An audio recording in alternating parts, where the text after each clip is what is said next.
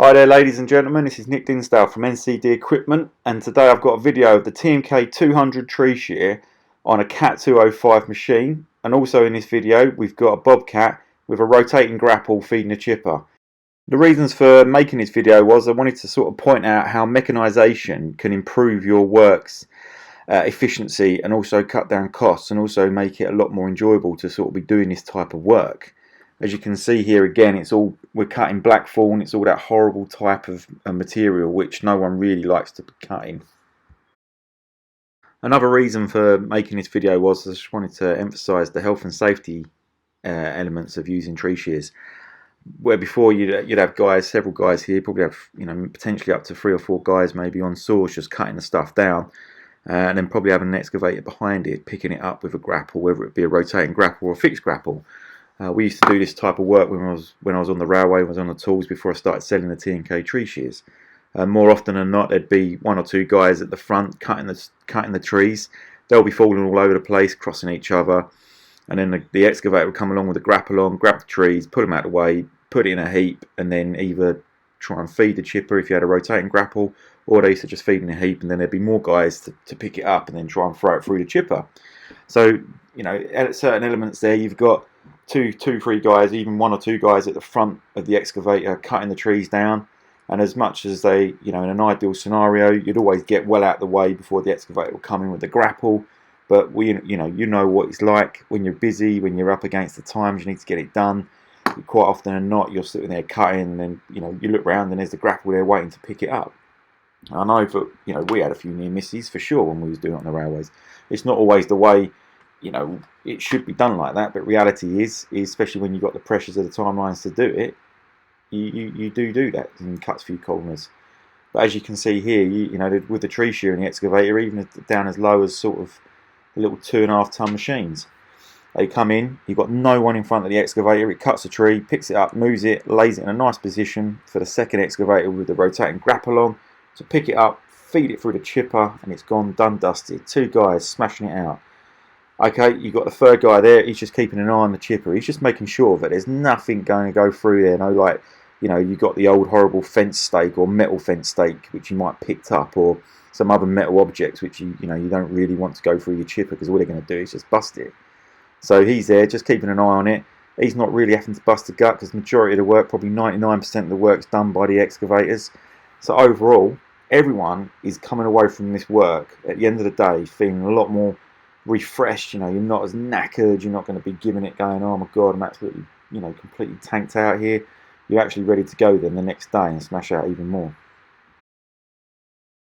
Another area which I'd like to cover in this video, is going down the health and safety route a little bit, but as you can see here, we're cutting a lot of blackthorn, and as all you guys would be aware of, the fact that blackthorn is pretty nasty. You can get quite a nasty reaction from it. I've had personally a couple of reactions from it, one in the wrist, one in the foot. I had to go to the hospital and get some penicillin.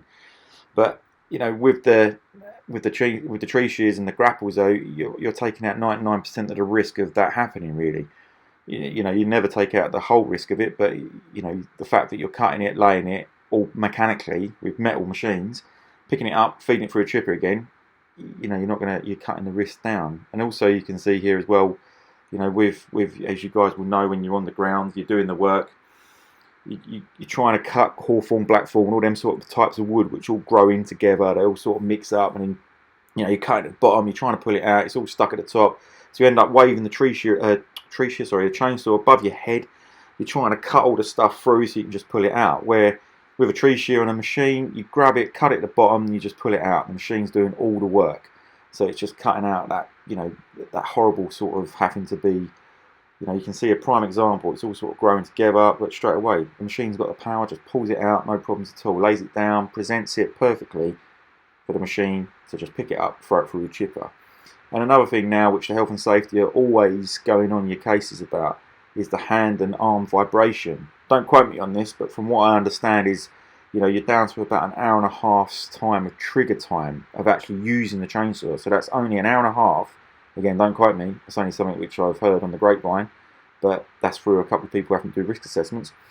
That's 1.5 hours of actual chainsaw cutting time. And I know, and you guys know, that that's never really happening. You always probably 3 or 4 times that in a day. But that's just, always again going on to the sort of prolonged health issues you might do later down the line. Where with tree shear you don't have that issue. You come in, you cut it, you lay it down. 99% of the work's done mechanically. Okay, with this size tree shear, for instance, or all size tree shears, there's always going to be the odd one or two tree in there which is probably slightly too big. But even so, you can still take out 90% of the stuff before having to use a chainsaw. And then you can go back and just tidy up. And anyone knows going back and cutting little noggins or just tidying up a few cuts with a chainsaw is a hell of a lot easier than having to tackle this type of rubbish. Hopefully I haven't bored you too much with this, with my Essex twang chirping around, and you found it quite interesting listening to some of the points I've come up with and been able to relate to them. I believe that mechanisation is probably one of the way forwards for certain applications at least. I know that you're not going to be able to do it on every application, but there's certainly a lot of jobs out there where you can definitely be a lot more quicker and a lot more efficient with doing it through mechanisation and tree shears and grapples and flails and other bits and pieces like that. So if NCD can produce packages for all your vegetation need, so by all means drop us a line, contact us at sales@ncdequipment.com, or you can contact one of the numbers which is going to pop up at the end of the screen. Or otherwise you can subscribe on the YouTube channel or follow us on Facebook, Instagram, we're on LinkedIn, so please by all means drop us a line and drop us a call, and we'll be happy to try and help you out with all your vegetation needs. Speak to you soon. Bye bye.